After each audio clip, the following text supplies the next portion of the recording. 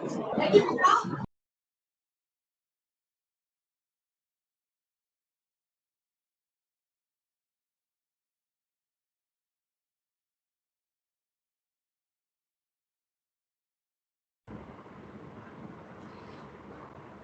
आज थोड़ा तबीयत ठीक नहीं है तो तुम लोग आवाज़ थोड़ा डिफरेंट लगेगा। क्लास स्टार्ट कर रहे हैं, ठीक है। कोई भी बच्चा कंफर्मेशन दो कि आवाज़ ठीक आ रहा है।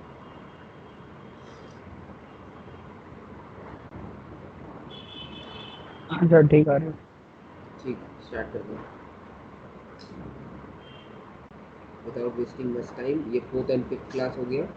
इसी में हम 6th क्लास करा दे रहे हैं, ठीक है, क्योंकि 4th 5th क्लास में ज़्यादा नोट्स था नहीं, सारा तो सोल्यूशन मेरे पास था ही, तो 6th क्लास इसी के नीचे हो जाएगा।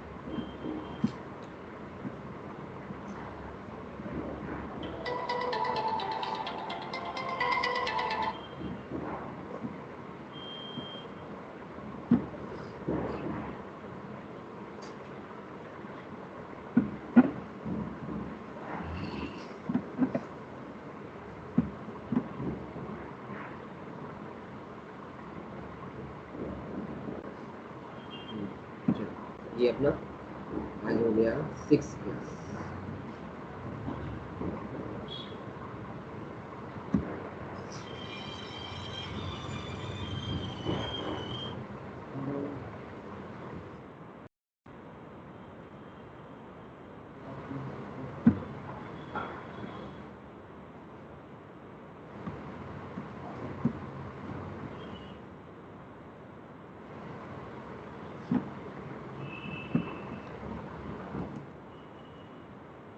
हम लोग लास्ट क्लास क्वेश्चन 7 तक कर लिए थे। 7 में किसी को कोई डाउट है? होमवर्क दिया था हम 7, कोई भी बच्चा जिसको 7 में डाउट हो, कोई होमवर्क किया भी है? जी भाई।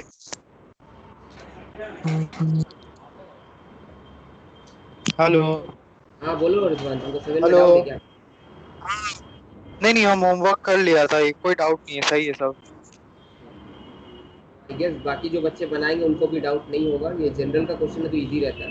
क्वेश्चन 8 में आ जाते हैं और फिर क्वेश्चन 9 में जाएंगे, ठीक है।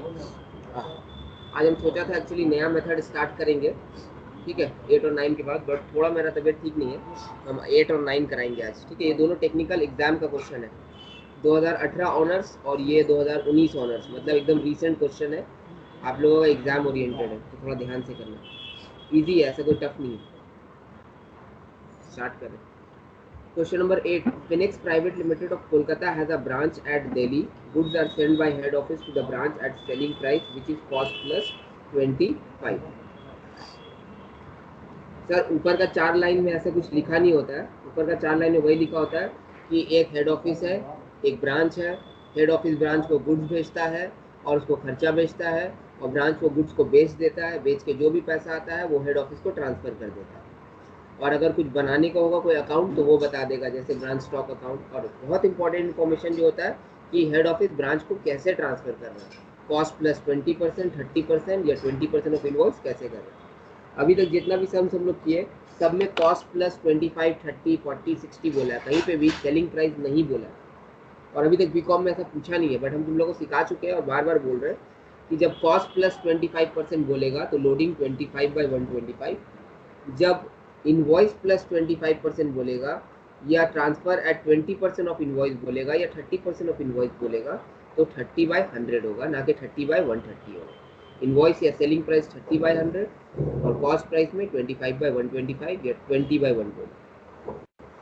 नीचे भी वही लिखा हुआ है 4 लाइन में, उसको हम रीड करने नहीं जा रहे, ठीक है। इंपॉर्टेंट क्या क्या बोला बनाने के लिए वो देख लेते हैं यहाँ से। From the following particular, prepare branch stock account, branch adjustment account, branch debtor account, branch profit and loss account in the books of head office।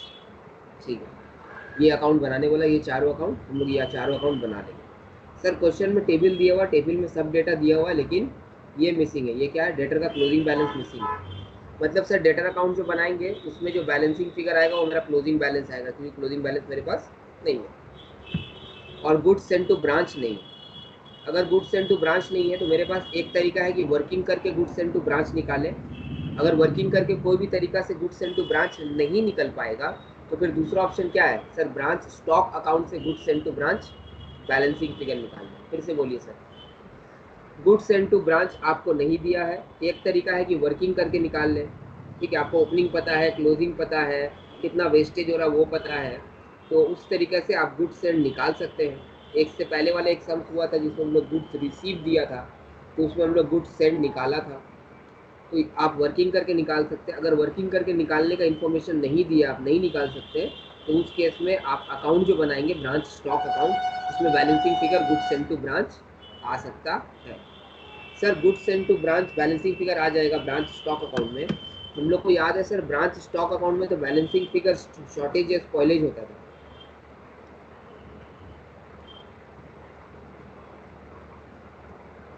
ये है ब्रांच स्टॉक अकाउंट जो हम लोग सबसे पहले बनाते हैं, डेबिट क्रेडिट। सर इसमें जो बैलेंसिंग फिगर होता था तो हम लोग उसको लिखते थे बाय ब्रांच स्टॉक एडजस्टमेंट। अगर इस तरफ हुआ तो शॉर्टेज, और अगर इस तरफ हुआ बाय ब्रांच स्टॉक एडजस्टमेंट, अगर इस तरफ हुआ तो सरप्लस। यही तो होता था सर। और फिर इसको ब्रांच स्टॉक एडजस्टमेंट अकाउंट में जाके एंट्री करते थे। लेकिन अभी आप बोल रहे हैं कि गुड्स सेंड टू ब्रांच इसका बैलेंसिंग फिगर होगा। Goods send to branch, goods send to branch यहाँ पर है सर, ये 2 होगा, बाय क्यों लिख दिए sir? 2 goods send to branch इसका बैलेंसिंग फिगर होगा, क्योंकि क्वेश्चन में गुड्स सेंड टू ब्रांच नहीं दिया होगा, और हम अज्यूम कर रहे हैं वर्किंग से भी नहीं निकलेगा। तो उस केस में सर ये फिर शॉर्टेज वेस्टेज कहाँ जाएगा, वो निकलेगा कि नहीं निकलेगा, वो हमको देखना होगा सर उसमें। सर इस क्वेश्चन में हमको शॉर्टेज और वेस्टेज ऑलरेडी दे दिया है। शॉर्टेज या वेस्टेज जो है इस सम में हमको दे दिया है, तो हम मानेंगे कि मेरा बैलेंसिंग फिगर जो है वो गुड्स सेंड टू ब्रांच ही आएगा, और इसी चीज़ को हम शॉर्टेज मान लेंगे। मतलब सर ये 10,000 यहाँ पे लिखा जाएगा जो बैलेंसिंग फिगर जनरली आना चाहिए, ठीक है, और गुड्स सेंड टू ब्रांच मेरा बैलेंसिंग फिगर हो जाएगा। सर पहले वाले सम्स में तो हम लोग ऐसा नहीं करते थे। पहले सम्स में क्वेश्चन में गुड्स पिलफर्ड दिया होता था, गुड वेस्टेज दिया होता था, तो उसको हम लोग यहाँ पे लिख देते थे। उसके बाद भी बैलेंसिंग फिगर आता था तो उसको हम लोग बाय ब्रांच स्टॉक एडजस्टमेंट में शॉर्टेज या सरप्लस करके डालते थे। हाँ सर डालते थे। लेकिन उस सम्स में ब्रांच स्टॉक अकाउंट में कोई मिसिंग फिगर नहीं हुआ करता था। और यहाँ पे अगर मेरा गुड्स सेंड टू ब्रांच भी मिसिंग फिगर है और ब्रांच स्टॉक भी हम मिसिंग फिगर बैलेंसिंग से निकालेंगे, तो हमको एक चीज़ को कॉम्प्रोमाइज़ करना पड़ेगा। तो हम ये अज्यूम करेंगे कि ये स्पॉइलेज जो है या यही शॉर्टेज है मेरा, और balancing figure good send to branch होगा। सर आप जो भी बोले हम लोगों को क्लियर नहीं हुआ, फिर भी सम्स करेंगे तो क्लियर हो जाएगा।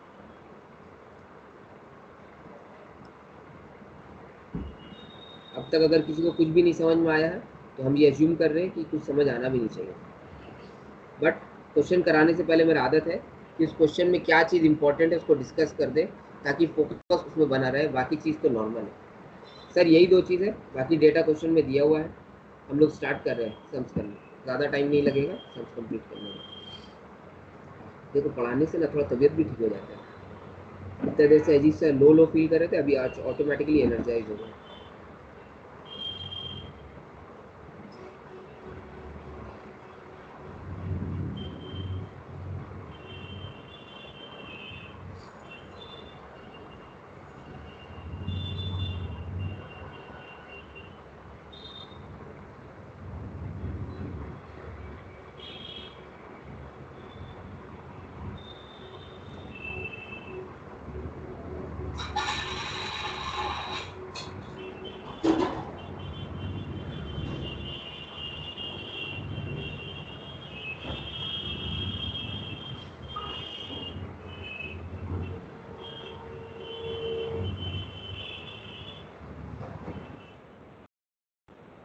फिनिक्स प्राइवेट लिमिटेड,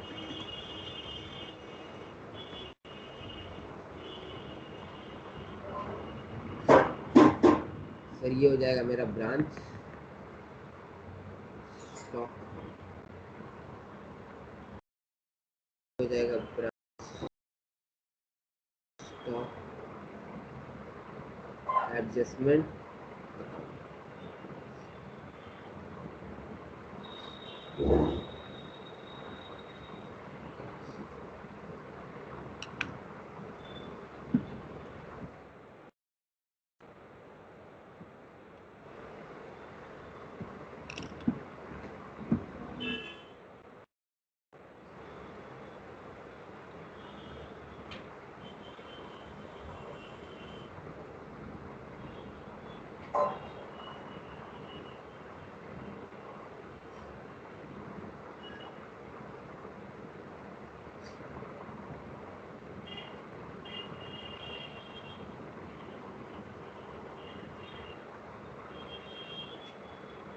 ये हो गया ब्रांच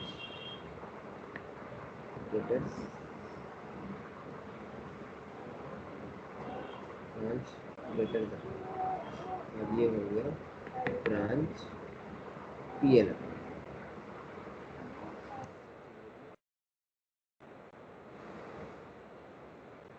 करके पुट करना शुरू कर देते हैं।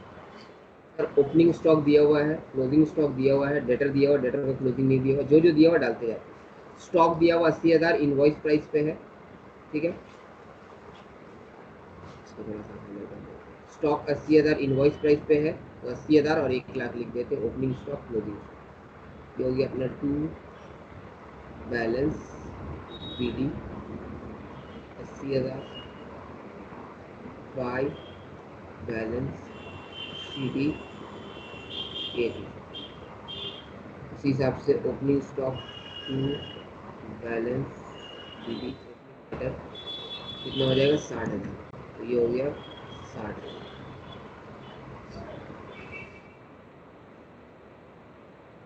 कितना हो गया closing debtor bye balance CD, ये अभी हम लोगों को नहीं मालूम।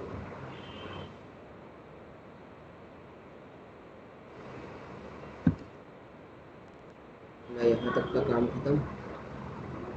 1 2 3 cash cell during the year 3,00,000, credit sale 7,50,000। तो कैश सेल का एंट्री यहाँ पे होता है बाय बैंक, बाय बैंक करके ये हो जाता है कैश सेल्स 3,00,000। ये हो गया sir credit sale 7,50,000। Credit sale का एंट्री क्या होता है सर, हम लोगों को याद है। क्रेडिट सेल का एंट्री यहाँ पे होता है by branch debtor. Credit sale को हम लोग बाय ब्रांच डेटर लिखते हैं। ये हो गया अपना क्रेडिट सेल्स।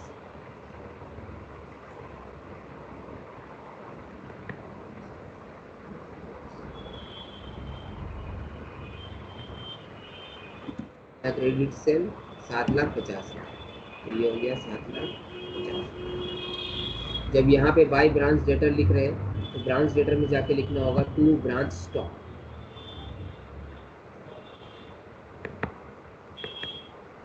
ये सब बताया हुआ है, इसलिए इसमें टाइम स्पेंड नहीं कर रहे। क्रेडिट सेल्स के बाद total amount deposited in HO during the year, इसको भी होल्ड में रखते हैं, ठीक है। Goods return by branch 20,000 goods return हो गया और एक्सपेंसेस 56,000। सर गुड्स रिटर्न का एंट्री क्या होता है, ये होता है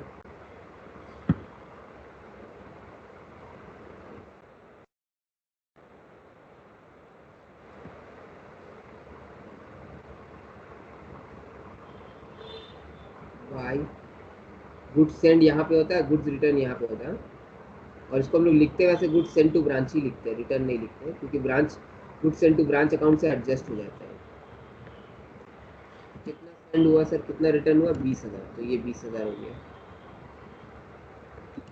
ये भी अपना काम हो गया। एक्सपेंसेस 56,000। सर एक्सपेंसेस कहाँ जाएगा, सर अगर ब्रांच पीएल नहीं बनाने बोला है तो एक्सपेंसेस ब्रांच स्टॉक एडजस्टमेंट में जाता है। अगर ब्रांच पीएल बनाने बोला है तो एक्सपेंसेस ब्रांच पीएल में जाता है।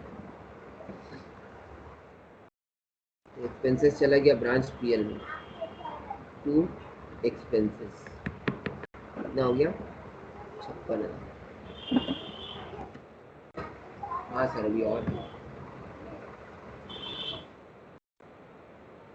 डिस्काउंट अलाउड डेटर में जाएगा, बैड डेट भी डेटर में जाएगा। डिस्काउंट अलाउड भी डेटर, बैड डेट भी डेटर। आइए सर डिस्काउंट अलाउड से मेरा डेटर घट, बाय डिस्काउंट अलाउड, और बैड डेट से भी डेटर घट जाता है तो by bad debt. Discount allowed था मेरा 13,000 और ये 7,000, ये हो गया 13,000 और ये हो गया 7,000। सर ये एक्सपेंसेस भी है तो हमको पीएल में लिखना पड़ेगा।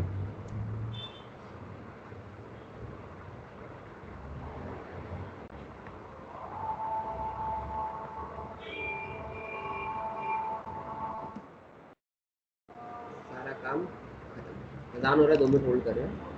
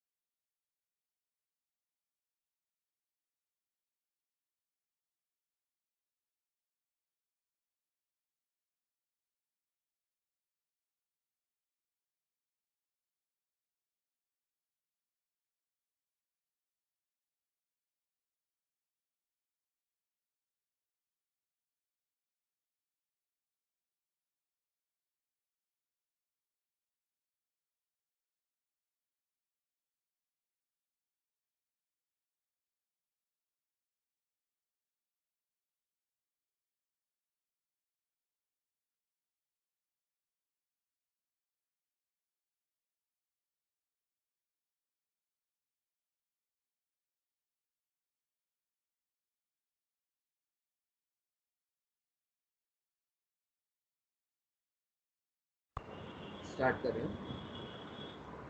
ओके सर, ऑलमोस्ट सब कुछ हो गया, एक चीज़ बचा हुआ है, उस चीज़ का नाम है स्पॉइलेज या एबनॉर्मल लॉस।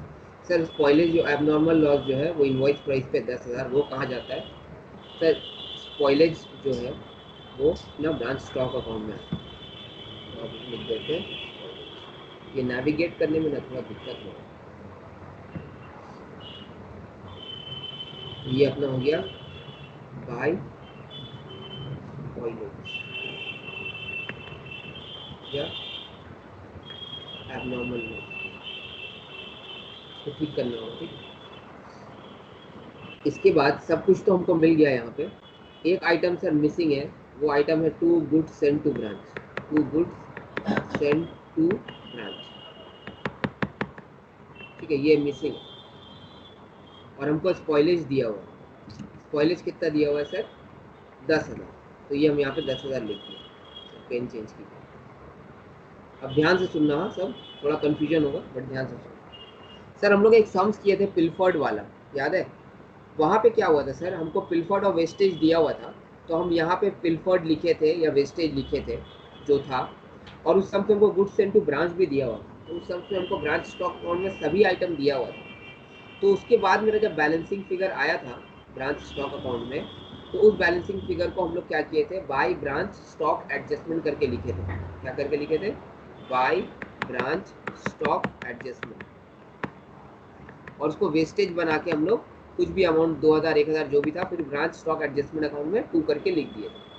लेकिन सर ये वाले सम्स में क्या हो रहा है, ये वाले सम्स में हमको ये लोग स्पॉइलेज या शॉर्टेज दिया है और गुड्स सेंड टू ब्रांच नहीं दिया। तो अगर हमको गुड्स सेंड टू ब्रांच निकालना है तो या तो उसको हमको बैलेंसिंग फिगर निकालना होगा और इस स्पॉइलेज को ही वेस्टेज मानना पड़ेगा, नहीं तो हमको गुड्स सेंड टू ब्रांच कोई और तरीका से निकालना होगा। और डेटा मेरे पास है नहीं कि कोई और तरीका से हम गुड्स सेंड टू ब्रांच निकालें। सर कैसे निकालते goods send to branch? Sir opening plus goods send minus closing, opening plus goods send minus closing minus goods return minus branch debtor minus bank minus spoilage करके goods send to branch आएगा। Ultimately balancing figure अगर निकाले तो भी वही आएगा। तो अगर हमको स्पॉइलेज दिया हुआ है तो हम गुड्स सेंड टू ब्रांच निकाल सकते हैं, लेकिन हमको इसको ही वेस्टेज समझना पड़ेगा, इसको ही बैलेंसिंग फिगर समझना पड़ेगा। मतलब सर हमको ये वाले स्पॉइलेज को ही ब्रांच स्टॉक एडजस्टमेंट अकाउंट समझना पड़ेगा, ब्रांच स्टॉक एडजस्टमेंट।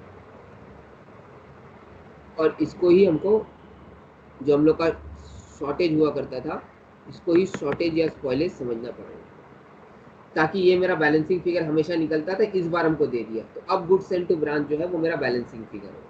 तो अब अगर हम इस अकाउंट को बैलेंस करेंगे तो मेरा गुड्स सेंड टू ब्रांच आ जाएगा 11 लाख, और ये टोटल हो जाएगा 11,80,000, और ये टोटल हो जाएगा 11,80,000। सर एक बार फिर से समझाइए, उसके बाद आगे बढ़ते हैं।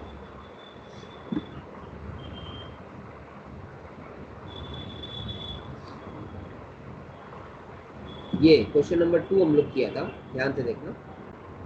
सर क्वेश्चन नंबर 2 में भी क्वेश्चन में गुड्स पिलफर्ड या स्पॉइलेज और वेस्टेज दिया हुआ था 10,000 और 20,000।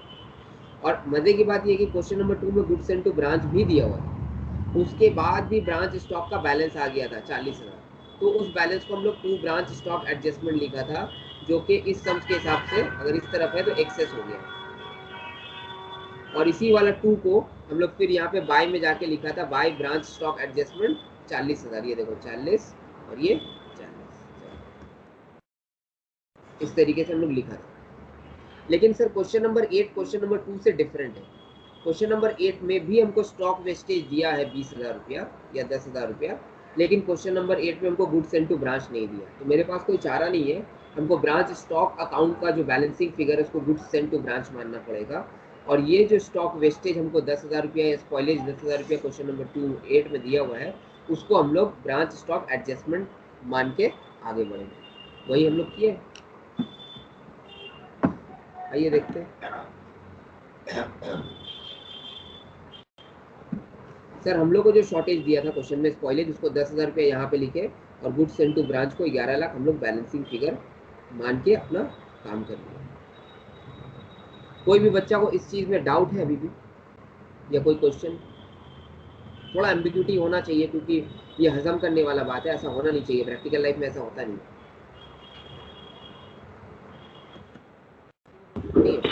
सर वो नॉर्मल लॉस पीएल में नहीं जाएगा, एक्सपेंस मतलब लॉस है तो?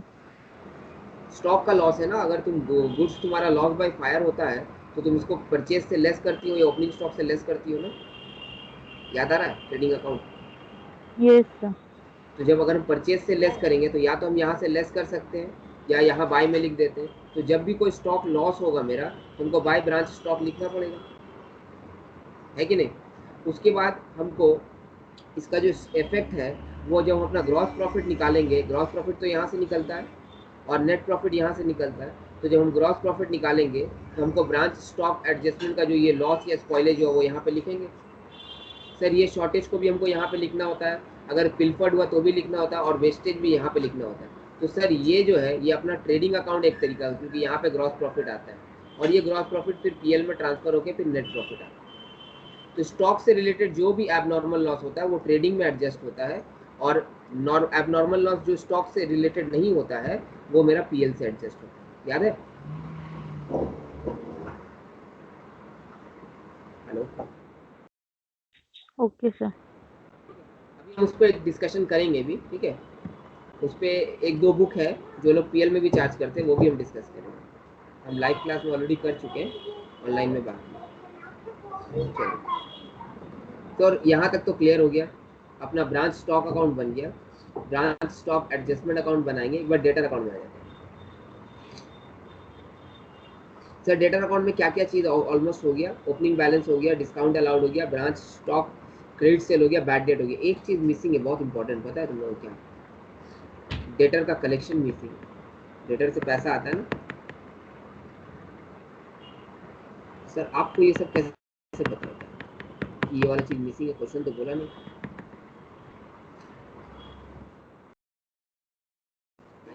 डेटर अकाउंट सीखते हैं, क्लास 11 में चलते हैं। हम हमेशा ही बताते हैं, फिर से बताते हैं कि सर आपको कैसे पता कि यहाँ पे by bank collection from debtor missing है? Goods sold to Ram ₹1 lakh, ये हम पहले भी बताया, अभी भी बताया। ऑन क्रेडिट, राम को गुड्स सेल किया क्रेडिट में, और फिर ₹50,000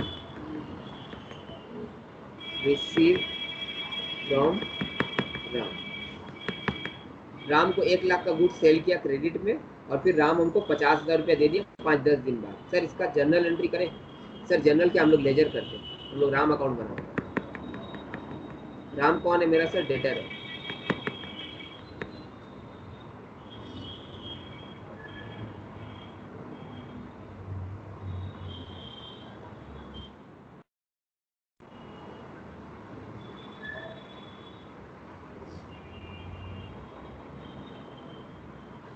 लेजर एंट्री कर रहे हैं। Goods sold to Ram 1 lakh credit में। अगर राम को हम क्रेडिट में सेल करेंगे तो एंट्री क्या होगा sir? Debtor account debit to sale या Ram account debit to sale? Sir Ram account debit to sale, तो यहाँ पे हो जाएगा टू सेल्स, जिसको क्रेडिट सेल बोलेंगे हम लोग। कितना सर? 1 लाख। और फिर राम हमको पैसा दे दिया, तो एंट्री क्या होगा सर? पैसा आया तो bank account debit to Ram, bank account debit to Ram, तो राम में जाके क्या लिख देंगे? By bank. कितना हो गया? 50।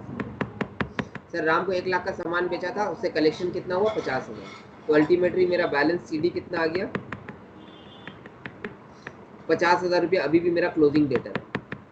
सर राम को पहले पिछले साल में हम गुड्स बेचा था और राम से हम कुछ पैसा पाते थे। कितना पैसा पाते थे? 20,000 रुपया।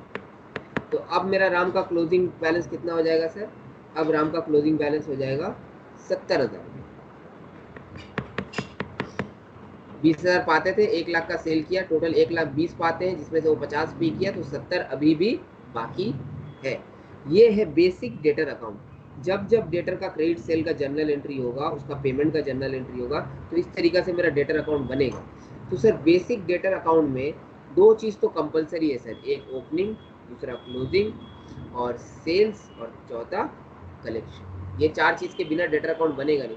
सर हो सकता है ओपनिंग ना हो सकता है क्लोजिंग ना हो, लेकिन सेल और कलेक्शन के बिना तो डेटर अकाउंट बन ही नहीं सकता। 1 लाख का सेल किया, 1 लाख कलेक्ट किया, ओपनिंग भी नहीं है, क्लोजिंग भी नहीं है, तो सेल और कलेक्शन फ्रॉम डेटर हमेशा ही रहेगा। सेल और कलेक्शन फ्रॉम डेटर हमेशा ही रहेगा। तो जिनका कंसेप्ट स्ट्रांग है उनको हमेशा पता होगा कि यहाँ पे by bank collection from debtor आना चाहिए, और जिनका कंसेप्ट वीक है वो अभी सीख ले कि bye bank collection from debtor इस वजह से आता है। हम रटा नहीं रहे हैं, हम तुम लोगों को क्लास 11 में ले जाके समझा रहे हैं। दूसरा बात सर, कोई बच्चा का आर्ग्यूमेंट हो सकता है सर हम उसको सेल किए, उनको कुछ भी पेमेंट नहीं किया, हो सकता है ना सर? हाँ, कुछ भी पेमेंट नहीं किया, ऐसा हो सकता है, लेकिन क्वेश्चन में अगर इन्फॉर्मेशन हमको दिया है पेमेंट का तो हम उसको ढूंढ के निकालेंगे ना। आइए सर देखते हैं क्वेश्चन में कहाँ बता रहा है collection from debtor. Total amount deposited in HO during the year 9,80,000। कितना टोटल अमाउंट? 9,80,000। सर ऊपर में कहानी क्या लिखा हुआ है? All expenses of the branch are paid by HO. जितना भी ब्रांच का खर्चा होता है वो हेड ऑफिस देते हैं। और all cash collected by the branch, all cash collected by the branch from customer and from cash sales, credit sale और कैश सेल, डेटर से और कैश सेल से total payment is deposited to HO account with the bank. मतलब sir ये जो 9,80,000 है इसमें आपका कैश सेल का पैसा भी है, क्या चीज़ का पैसा है? कैश सेल्स का पैसा भी है और कलेक्शन फ्रॉम डेटर भी है, ऊपर में ही बोला, और यही तो वो सब में बोलता है। ठीक है, कैश सेल्स का पैसा भी है और कलेक्शन फ्रॉम डेटर भी है। और सर कैश सेल्स तो मेरा 3 लाख है, तो कलेक्शन फ्रॉम डेटर कितना होगा? अगर कैश सेल्स 3 लाख है तो कलेक्शन फ्रॉम डेटर कितना होगा? 9,80,000 में से 3 लाख हटा दीजिए, 6,80,000 आ गया कलेक्शन फ्रॉम डेटर। क्वेश्चन में डेटा हमको दिया हुआ, इस चीज को मिटा देते हैं।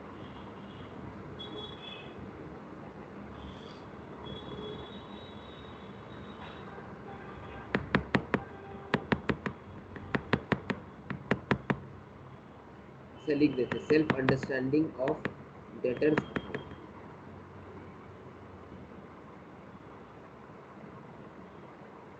ये आप लोगों का सेल्फ अंडरस्टैंडिंग का चीज है।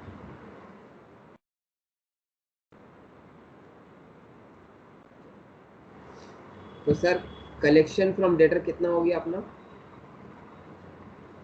9,80,000 रुपया टोटल कलेक्शन, जिसमें से 3 लाख रुपया कैश सेल्स है, तो कलेक्शन फ्रॉम डेटर हो गया 6,80,000। अब अपना क्लोजिंग बैलेंसिंग फिगर आ जाएगा बाय बैलेंस सीडी। कोई हेल्प बैलेंसिंग फिगर में?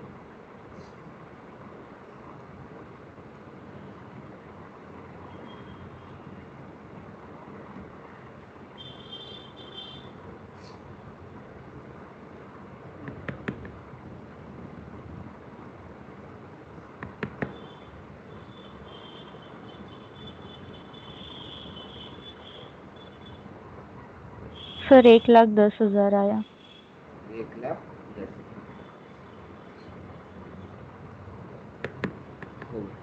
सर डेटा खत्म। आ जाते हैं branch stock adjustment account. Branch stock adjustment account में सर एक एंट्री जो था बाय ब्रांच स्टॉक एडजस्टमेंट 10,000, उसका कॉरेस्पॉन्डिंग एंट्री कर दें to branch stock account 10,000। Sir इसमें लोडिंग वगैरह होता है, हम लोग देख लिए थे सम्स के शुरू में ही कि लोडिंग अपना 25% है। कितना? 25%। ओपनिंग लोडिंग कितना? 80,000। सर ये बाय होगा, आप क्यों लिखे? तो आप बाई साइड में क्यों लिखे? नशा कर लिया किसी ने। बाय ब्रांच स्टॉक एडजस्टमेंट, तो ये हो जाएगा 2 ब्रांच स्टॉक 10,000। कभी करेक्ट कर दिया करो 10,000। सर लोडिंग अनलोडिंग कर ले, ओपनिंग 80,000 है तो उसका क्या हो जाएगा? By stock reserve.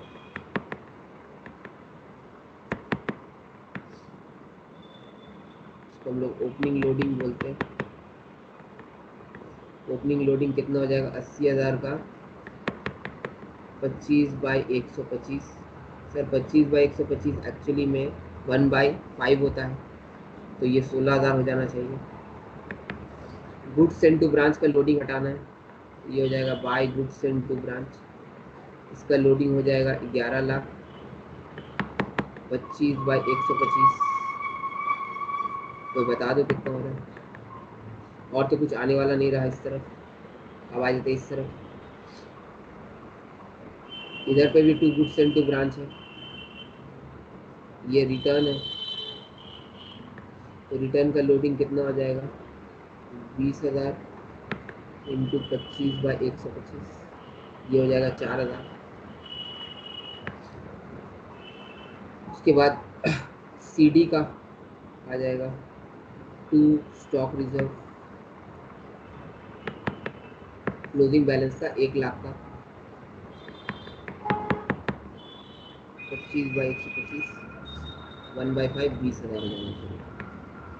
तो सर ये इसका लोडिंग हो गया, इसका लोडिंग होता नहीं है, इसका लोडिंग हो गया, तो ये दो का हो गया अपने आप, इसका भी हो गया, इसका भी हो गया। अल्टीमेटली मेरा सारा लोडिंग अनलोडिंग का कहानी खत्म। इसका फिगर कितना आ रहा है, 11,00,000 का 25/125, 2,20,000। 2,20,000। और कुछ बचा सर?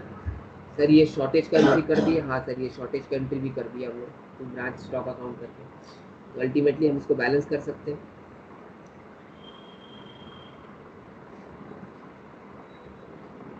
सर इसका बैलेंसिंग फिगर जो है ग्रॉस प्रॉफिट आता है, जो कि ब्रांच PL में ट्रांसफर हो जाता है, तो हम लिख देते हैं to branch PL account gross profit transfer.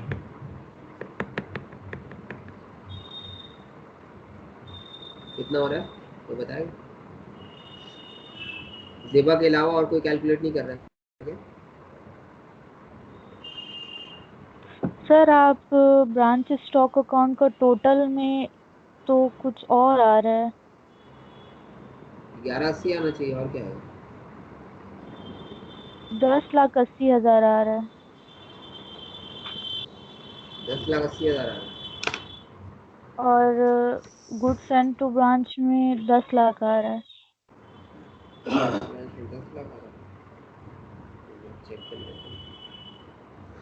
3,00,000, 10,50,000, 10,80,000 नहीं, 1180 है बाबू। बैलेंस CD 1,00,000 तुम छोड़ दिए, 1180 ठीक है। Okay sir.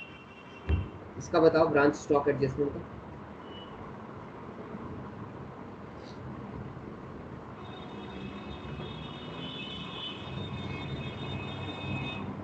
2,36,000 टोटल हो गया, और इधर से हो गया 34,000, 2,02,000 हो गया।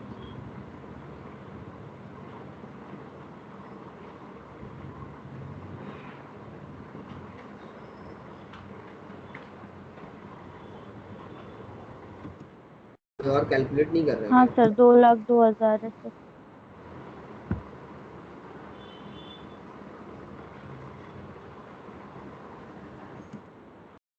2,02,000। ये अपना ग्रॉस प्रॉफिट आ गया सर 2,02,000। सर ये ग्रॉस प्रॉफिट कहाँ ट्रांसफर हो जाता है, ब्रांच PL में। ब्रांच PL में क्या लिखेंगे, बाय ब्रांच स्टॉक एडजस्टमेंट 2,02,000, और उससे ये 56, 13 और 7 माइनस हो जाएगा। और कोई खर्चा माइनस करना है? नहीं सर। सर वो स्टॉक का जो लॉस हुआ था वो माइनस नहीं कीजिएगा, स्पॉइलेज जो था वो स्पॉइलेज का तो हम लोग ऊपर में माइनस कर दिए ना, ये देखो यहाँ पे माइनस कर दिए ना, जब ट्रांसफर एंट्री किए ब्रांच स्टॉक से 10,000 रुपया वेस्टेज माइनस कर दिए, तभी तो जाके मेरा ग्रॉस प्रॉफिट 2,02,000 आया, नहीं तो 2,12,000 आता। तो अल्टीमेटली मेरा प्रॉफिट कितना हो जाएगा, to general PL net profit 1,26,000। Transfer 1,26,000। तो ये हो गया अपना सम्स कंप्लीट। इस सम्स में हम लोग क्या सीखा थोड़ा वो बता दीजिए। एक बार हमको खाली फिगर वेरीफाई कर लेने दो, उसके बाद आगे बढ़ते हैं।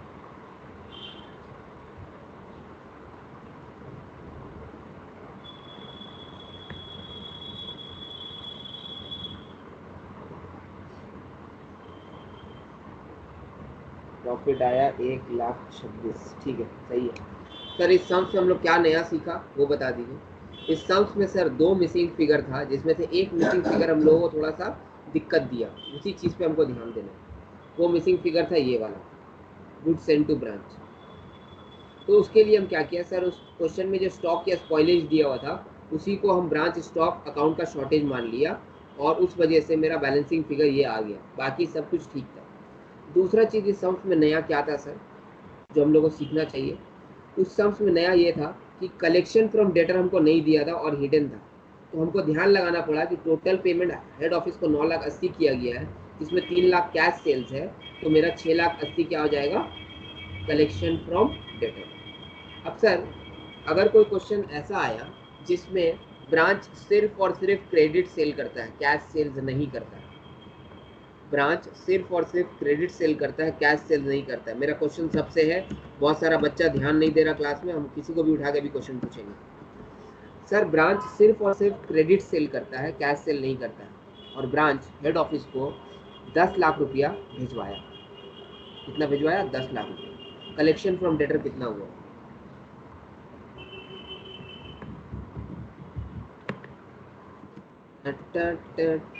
कौन बताएगा, क्वेश्चन रिपीट करे क्या,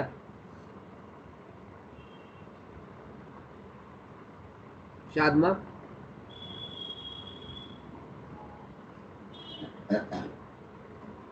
भरत, अनीशा, अदनान, वसीफा, रिजवान तो अटेंडिंग है मालूम है, ये बात है।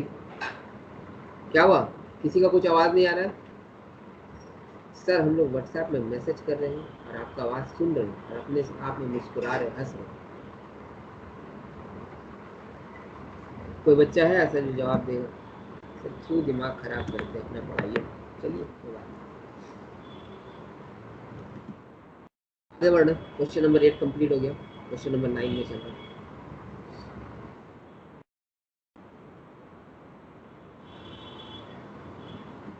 है भी कि नहीं है, भरत आवाज आ रहा है बाबू,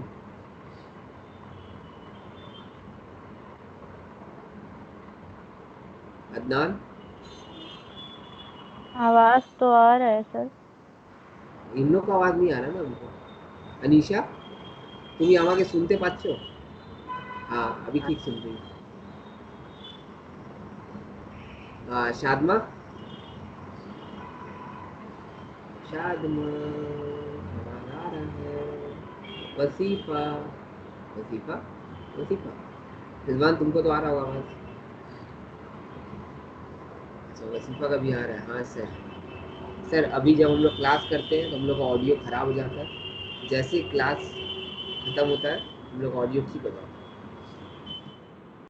अच्छा ज़माने में गांव ग्राम में रहते क्या तुम लोग, इतना दिन से हम क्लास ले रहे हैं, एक फ़रत का ऑडियो ख़राब है, उसको पता नहीं हेडफोन का क्या प्रॉब्लम है, ठीक है, और हमको तो लग रहा है जलजला वलजला आना बंद हो गया है, वोल्केनो इरप्ट होना बंद हो गया है, बाढ़ वाढ़ नहीं आता। अभी जब से ऑनलाइन क्लास शुरू हुआ सबका हेडफोन टूटना शुरू हो गया। चलिए कोई बात नहीं। Question number 9, SKG and company of Delhi. Sir ये क्वेश्चन CU BCom ऑनर्स 2019 में आया है, जल्दी से इसको खत्म कर रहे हैं और छुट्टी दे रहे हैं, ठीक है। ये बहुत इंपॉर्टेंट क्वेश्चन है, लास्ट ईयर ही एग्जाम में आया है आप लोग का, एक बार रीड करते हैं। SKG and company of Delhi has a branch eight Kolkata. Sir एक कंपनी है दिल्ली में, उसका ब्रांच है कोलकाता में। नीचे 3 लाइन में क्या क्या लिखा हुआ है वो बता देते हैं, उसके बाद आगे बढ़ते हैं। सर दिल्ली वाला जो हेड ऑफिस है वो कोलकाता वाला ब्रांच को 20% अबव कॉस्ट में देता है, मतलब लोडिंग हो गया 20/120, वही सारा चीज़ बोला है, लेकिन एक इंपॉर्टेंट चीज़ है, all sales by the branch are on credit, all sales by the branch और ऑन क्रेडिट, मतलब कलकत्ता वाला ब्रांच खाली क्रेडिट सेल करता है, कैश सेल नहीं करता है। बाकी सारा चीज़ इंपॉर्टेंट नहीं है हम लोगों के लिए। बनाने क्या बोला, branch stock account, branch debtor account, branch stock adjustment account, branch profit account. Sir एक नया अकाउंट बनाने बोला है, शॉर्टेज अकाउंट। क्या बोला है, शॉर्टेज अकाउंट, ये नया अकाउंट है, तो हम लोग शॉर्टेज अकाउंट भी बनाएंगे इस तरह। सर शॉर्टेज अकाउंट कैसे बनेगा, 2 मार्क्स का है, आइए देखते हैं। डिटेल क्या दिया हुआ है, स्टॉक ओपनिंग क्लोजिंग दिया हुआ है, डेटर ओपनिंग क्लोजिंग दिया हुआ है, गुड्स सेंड टू ब्रांच दिया हुआ है, गुड्स रिटर्न भी दिया हुआ है, कैश रिसीव फ्रॉम डेटर मतलब कलेक्शन हो गया, discount allowed branch expenses, normal loss. Sir पहली बार नॉर्मल लॉस आया, अब तक तो एबनॉर्मल लॉस ही आता है। सर नॉर्मल लॉस का क्या करेंगे, same treatment as abnormal loss. Sir method 1 में नॉर्मल लॉस एबनॉर्मल लॉस को कंसिडर नहीं करते थे, और मेथड 2 में नॉर्मल लॉस एबनॉर्मल लॉस का सेम ट्रीटमेंट होगा, जो अब तक एबनॉर्मल लॉस का कर रहे थे वही नॉर्मल लॉस का करेंगे। सर जब हम लोग एक्चुअल पीएल बनाते हैं तो उसमें नॉर्मल लॉस को कंसिडर नहीं करते, यहाँ क्यों कर रहे हैं, क्योंकि ये ब्रांच का बना रहे हैं, तो ब्रांच का इसमें हमको नॉर्मल लॉस लेना पड़ेगा, और जब हम अपना पीएल बनाएंगे तो उसमें नहीं लेंगे। इस तरीके से मेरा फिगर ऑटोमेटिकली एडजस्ट हो जाएगा। चलिए सर स्टार्ट करते हैं। बहुत इजी है, सिर्फ नॉर्मल लॉस के लिए ये सम्स करवा रहे हैं, बाकी सब तो इजी है। चलिए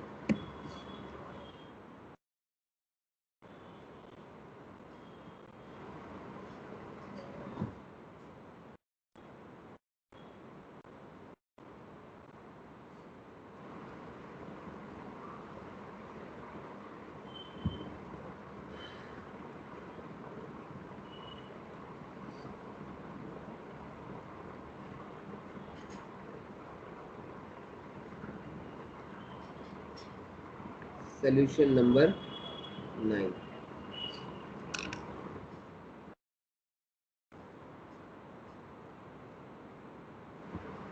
चार अकाउंट बनाने बोला है, चारों अकाउंट एक ही स्क्रीन में बना देते हैं।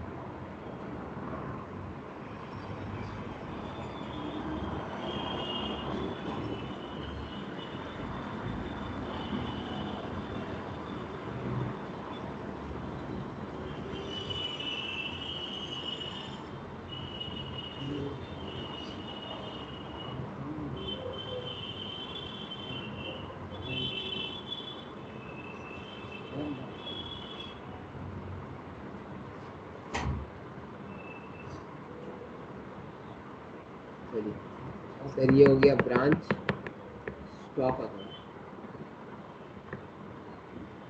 ये हो गया ब्रांच स्टॉक एडजस्टमेंट अकाउंट, ये हो गया ब्रांच डेटर्स अकाउंट, और ये हो गया ब्रांच पीएल अकाउंट, और एक अभी अभी नया जन्मा है, नया नया नन्ना मुन्ना बच्चा, उसका नाम है स्टॉक शॉर्टेज अकाउंट।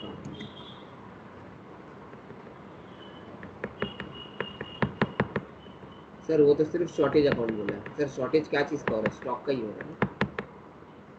बाकी डेबिट क्रेडिट आप लोग लिख लीजिएगा, उसमें कोई बड़ा बात नहीं है, सम्स को खत्म कर।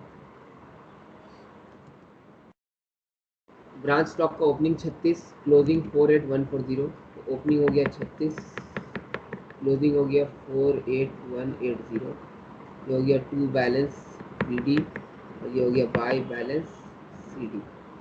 चलिए डेटर का दिया हुआ है 25750 10,000, तो डेटर हो गया 25750, और ये हो गया 10,000, ये हो गया टू बैलेंस BD, और ये हो गया बाय बैलेंस,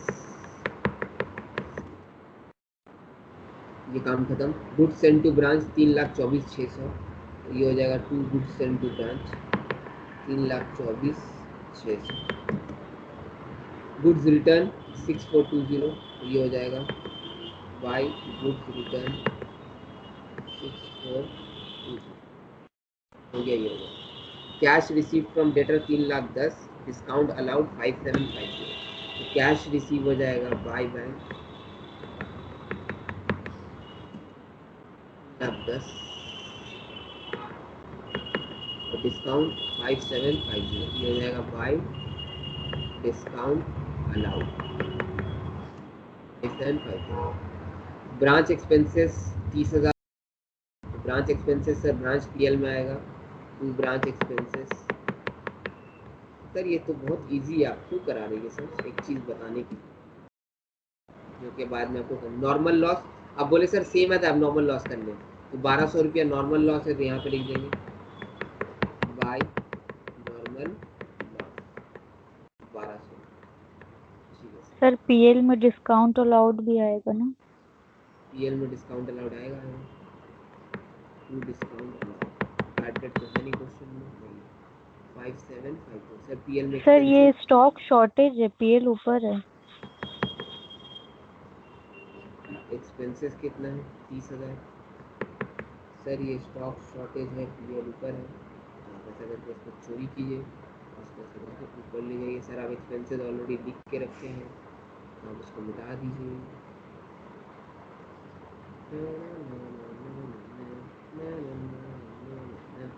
टेक्नोलॉजी, ठीक है सर, यहाँ तक तो ठीक है, समझ बड़ा आसान चल रहा था, सारा कुछ हम लोग लिख दिया और कुछ बचा भी नहीं है, करना क्या है, चलिए बैलेंस करते हैं। Branch stock account, sir branch debtor को कर ले, सर डेटर में अभी अभी आप सिखाए थे कि दो चीज़ बहुत इंपॉर्टेंट होता है, एक कलेक्शन और दूसरा कोई बताएगा, कोई बताएगा? नहीं बताओगे आगे नहीं बढ़ेंगे।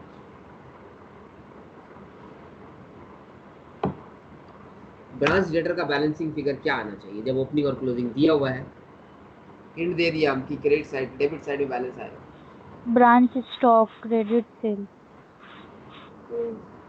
क्रेडिट सेल, बहुत अच्छी बात है देवा, अगर तुम नहीं होती तो हम नहीं पढ़ाते। टू ब्रांच ये हो जाएगा credit sale. Sir credit sale कितना आएगा कोई बताएगा? सर आप अपना सोल्यूशन खोल लीजिए जहाँ पे आप बनाएं और उससे आप देख देख के कर दीजिए, हम लोग से क्यों पूछते हैं। 2019 का ऑनर्स का सोल्यूशन कोई भी बुक में नहीं है, तो ये सोल्यूशन हम अपना कॉपी में बना लेते हैं, तुम लोगों का सर 3 लाख आ रहा है। 3 लाख आ रहा है, हम अपना सोल्यूशन से चेक कर लेते हैं।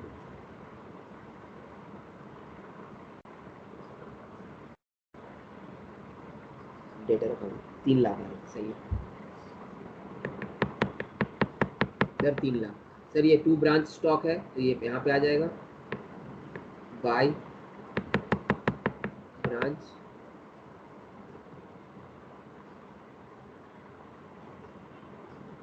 ब्रांच डेटा 3 लाख, ये हो जाएगा अपना क्रेडिट सेल। सर अब इसको हम लोग बैलेंस कर सकते हैं, इसमें सारा आइटम आ चुका है, ठीक है, इसको अगर हम लोग बैलेंस करेंगे ब्रांच स्टॉक अकाउंट को, तो मेरा बैलेंसिंग फिगर कितना आ रहा है?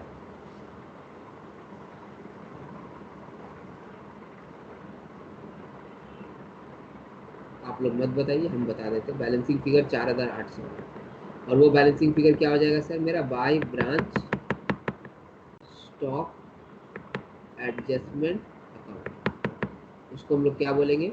शॉर्टेज, क्या बोलेंगे? शॉर्टेज, 4800 का शॉर्टेज होगा।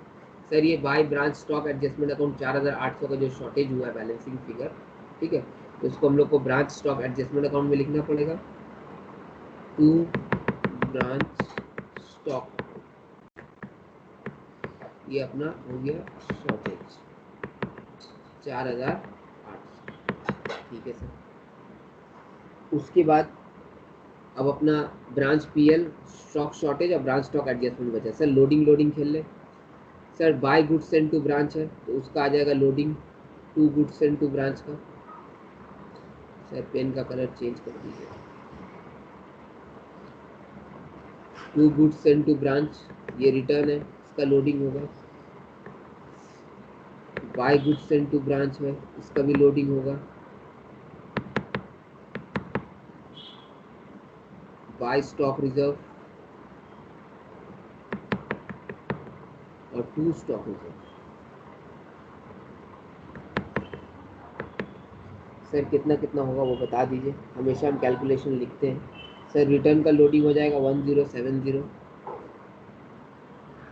सर लोडिंग का रेट क्या था क्वेश्चन में? क्वेश्चन में लोडिंग का रेट ऊपर लिखा हुआ था 20%, तो 20/120 1070। स्टॉक रिजर्व का लोडिंग क्या हो जाएगा वो देख लेते हैं, 8030।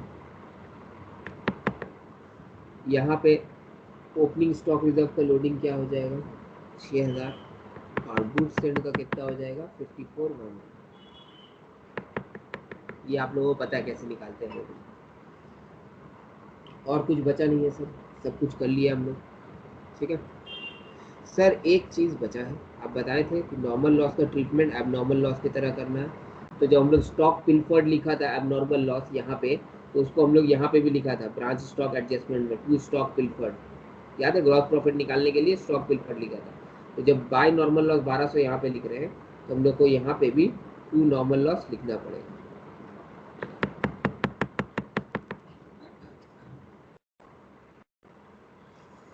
और तो कुछ बचा नहीं है मेरे हिसाब से। तो अल्टीमेटली सर मेरा क्या आ जाना चाहिए, to branch P L,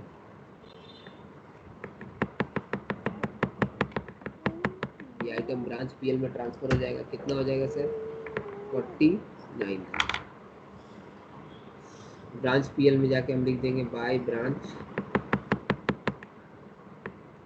stock adjustment 49,000, और उस 49,000 ब्रांच स्टॉक एडजस्टमेंट अकाउंट से मेरा एक्सपेंसेस है 30,000 रुपये का, डिस्काउंट अलाउड है 5750 का, माइनस होके अल्टीमेटली मेरा आ जाएगा टू जनरल पीएल अकाउंट, और उसमें आ जाएगा मेरा नेट प्रॉफिट। नेट प्रॉफिट मेरा हो जाएगा 9250। सर ये स्टॉक शॉर्टेज कैसे बनाना है, स्टॉक शॉर्टेज इसको लेके बनेगा। ये एंट्री जो आपकी है ना शॉर्टेज का, और ये एंट्री जो की है ये इसी का अकाउंट है स्टॉक शॉर्टेज का। तो स्टॉक शॉर्टेज का एंट्री कैसे हो sir, stock shortage branch stock में बाय में आया हुआ है, तो यहाँ पे टू ब्रांच स्टॉक लिख देंगे हम लोग, टू ब्रांच स्टॉक कितना हो जाएगा सर 4800। और यही ब्रांच स्टॉक से फिर वो ब्रांच स्टॉक एडजस्टमेंट में चला गया टू साइड में, तो हम क्या लिखेंगे बाय ब्रांच स्टॉक एडजस्टमेंट कितना 4800, और अल्टीमेटली मेरा दोनों तरफ अकाउंट बैलेंस हो गया। सर ये दो एंट्री का दो नंबर है, हाँ क्योंकि किसी को ये मालूम नहीं होता ना जल्दी, कोई टीचर्स भी नहीं कराते, और पहली बार 2019 में पूछा भी था स्टॉक शॉर्टेज अकाउंट। यहाँ तक कि जितना भी बुक्स है हनीफ वगैरह या जो भी बुक हम देख के तुम लोग नोट्स बनाते हैं, अमिताभ मुखर्जी हनीफ का, तो अभिक मुखर्जी का, वो सारे बुक में कोई भी बुक में यहाँ पे ब्रांच शॉर्टेज अकाउंट कहीं पे भी क्वेश्चंस में नहीं बनाने पूछे। लेकिन अगर कोई बंदा शुरू से कंसेप्ट पढ़ेगा तो कंसेप्ट बताते वक्त फॉर्मेट बताते वक्त वो लोग स्टॉक शॉर्टेज का फॉर्मेट लिखा है। ये सम्स में दम नहीं था, क्यों नहीं था उसके लिए तुमको हमको थैंक यू बोलना पड़ेगा, कारण हम बताते हैं क्या कारण। चलिए अभी तक हम लोग कोई भी बच्चा अगर बुक देखा होगा सर तो वो उसको 45,000 आ रहा है सर एक में बैलेंस, ब्रांच स्टॉक ये एडजस्टमेंट ब्रांच स्टॉक एडजस्टमेंट में। 45,000 आ रहा है, यस सर। चेक कर लेते हैं।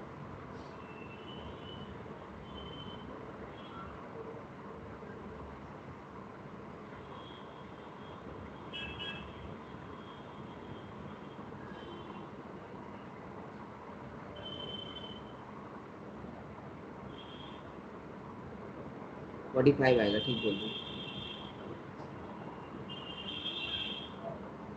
मेरा देखने में गलती है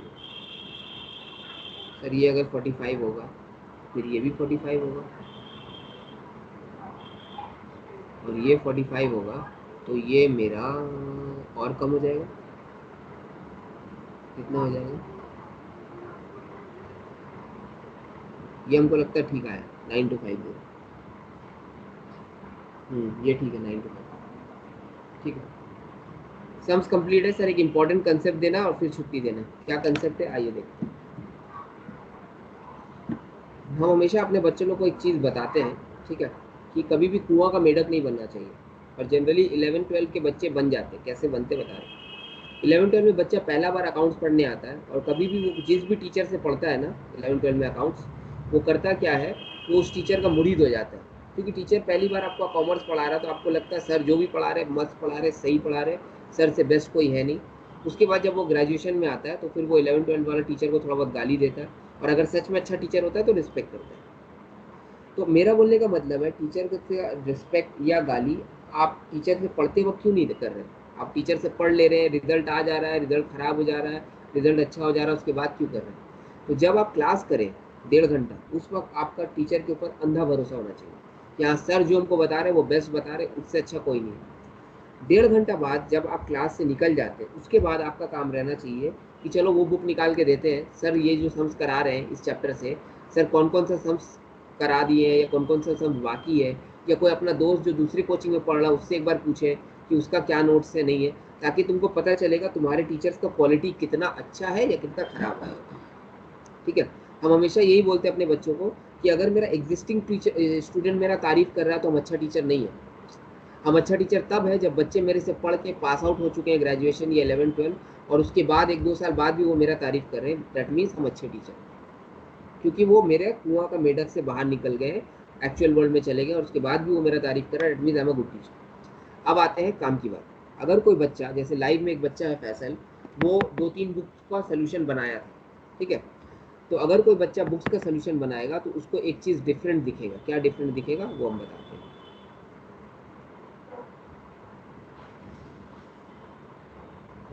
क्वेश्चन नंबर 2 में चलते हैं। हाँ सर, ये क्वेश्चन नंबर 2 ध्यान से देखना सर। ये ब्रांच स्टॉक अकाउंट है और ये ब्रांच स्टॉक एडजस्टमेंट अकाउंट है, ठीक है। आ जाते हैं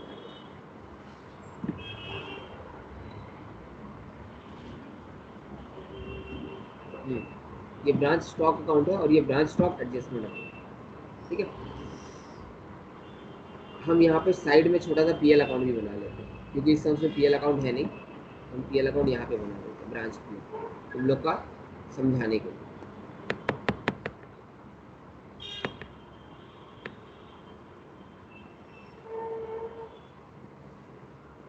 चलो इसको थोड़ा छोटा कर देते हैं ताकि मेरा पूरा स्क्रीन में आ जाए।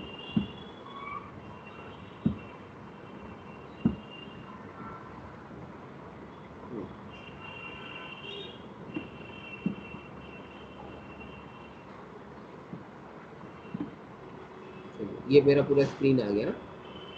आपके स्क्रीन में ब्रांच स्टॉक भी है, ब्रांच स्टॉक एडजस्टमेंट भी है, पीएल भी है। सर आप क्या कराएं लॉस के केस में, ध्यान से देखिए। अगर कोई गुड्स लॉस हुआ, गुड्स पिल्फर्ड हुआ या स्टॉक वेस्टेज हुआ, येलो वाला, ये एबनॉर्मल लॉस है, ठीक है। और ये ब्रांच स्टॉक जो है एडजस्टमेंट, ये लॉस नहीं हो गया, एक्सेस हो गया। सर बहुत सारे सम्स में यहाँ पे ये बैलेंस आता है, तो ये भी शॉर्टेज या लॉस होता है। तो उस केस में आप क्या कराएं, आप 10,000 और 20,000 ब्रांच स्टॉक अकाउंट में चार्ज किए, और ब्रांच स्टॉक एडजस्टमेंट अकाउंट में भी आप 10,000 और 20,000 चार्ज कर दिए। ये आप किए 10,000 और 20,000 चार्ज कर दिए, ठीक है। लेकिन ध्यान से सुनना, लेकिन सर ये एक तरीका से मेरा ट्रेडिंग अकाउंट है और ये एक तरीका से मेरा पीएल अकाउंट है ना। सर ये ब्रांच स्टॉक एडजस्टमेंट से मेरा ग्रॉस प्रॉफिट आता है, और फिर ग्रॉस प्रॉफिट को हम यहाँ ट्रांसफर करके नेट प्रॉफिट निकालते हैं। सर आप बताए थे कि अगर कोई सम्स में ब्रांच पीएल नहीं बन रहा है तो आपका ब्रांच स्टॉक एडजस्टमेंट अकाउंट में ही सारा एक्सपेंसेस चार्ज हो जाता था, और एक्सपेंसेस चार्ज होने के बाद आपका अल्टीमेटली जो प्रॉफिट आता था वो नेट प्रॉफिट आता है। खैर अभी हम लोग उसका बात नहीं कर रहे, अभी मेरा main focus goods pilfered, stock wastage और ब्रांच स्टॉक एडजस्टमेंट का एंट्री पे। सर ये तीनों एक ही नेचर का, 40, 10 और 20।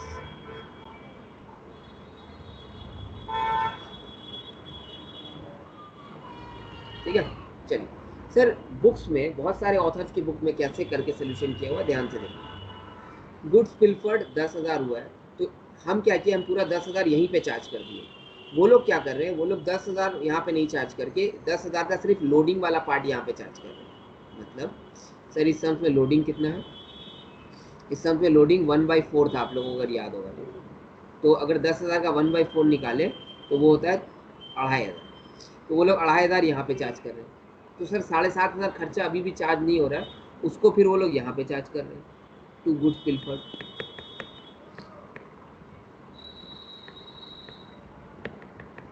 उसी तरीका से सर ये 20,000 है, इसका 1/4 लोडिंग कितना होगा, 5,000। तो 5,000 यहाँ पे चार्ज कर रहे हैं, और बाकी 15 जो स्टॉक वेस्टेज है वो यहाँ पे चार्ज कर रहे हैं। मतलब अल्टीमेटली चार्ज तो पूरा 20,000 हो रहा है, लेकिन 15 यहाँ हो रहा है, 5 यहाँ हो रहा है, 7.5 यहाँ हो रहा है और 2.5 यहाँ हो रहा है। तो प्रॉफिट मेरा उतना ही आएगा, लेकिन प्रेजेंटेशन चेंज हो जाएगा। सर ऐसा क्यों कर रहे हो बोलो?